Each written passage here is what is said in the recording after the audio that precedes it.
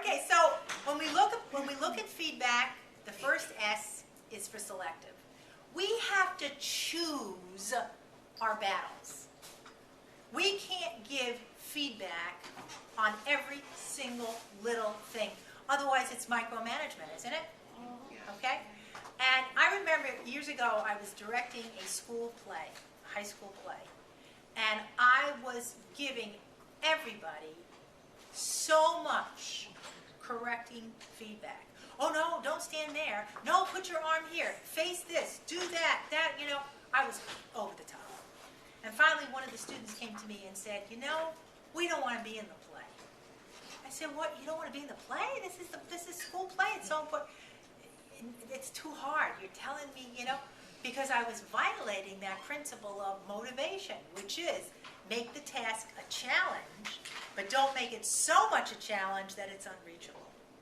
And I was overwhelming them.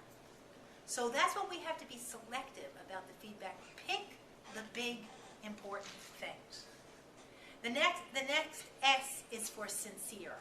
When you give feedback, especially if it's reinforcing feedback, people can hear in your tone of voice and see in your body language if you're just not genuine. If you're going, oh yeah, that was really good, Mary.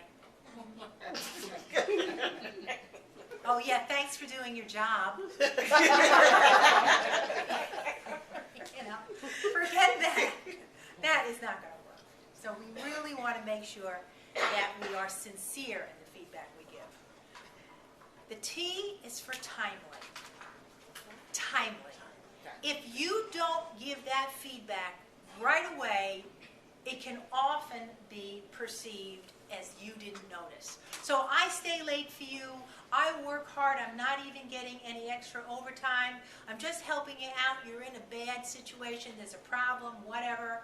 I walk out the door and I say good night, and you go, good night. Lost an opportunity with that employee. You've got to right then and there say, you know what, Mary, I really appreciate your staying tonight. I know this was a big imposition on your time, but you really helped the house out, and I really appreciate it. That kind of thing. Now, the next morning, you might say, oh, I'll tell her the next morning. You lost the opportunity. You lost the timing. The next I is for individual. Group reinforcement is great, but there's got to be individual. And I also have to make sure that it is P for personal. Because what resonates with one employee will not with another. So you may have one employee who really likes getting that feedback, especially the reinforcing feedback. They might like to get in front of a meeting, like they feel really proud having that said in front of other people. You might get other people who are embarrassed to death if you do that. So you've got to know your people individually and personally to know what kind of feedback is going to work best with them. And this is true with both informative as well as correcting feedback. For some people, being embarrassed will turn them off instead of motivate them. And the last S is for specific. This is one of the big errors that we make as managers, that we make the feedback too generalized. If I'm addressing a team meeting and I say, hey, everybody, you're doing a great job. What do you mean I'm doing a great job? What am I doing? What are we doing?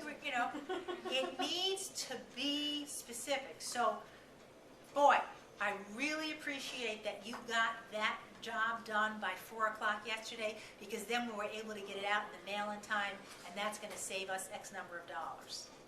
So you want to make sure that it is very specific and targeted what kind of feedback you give.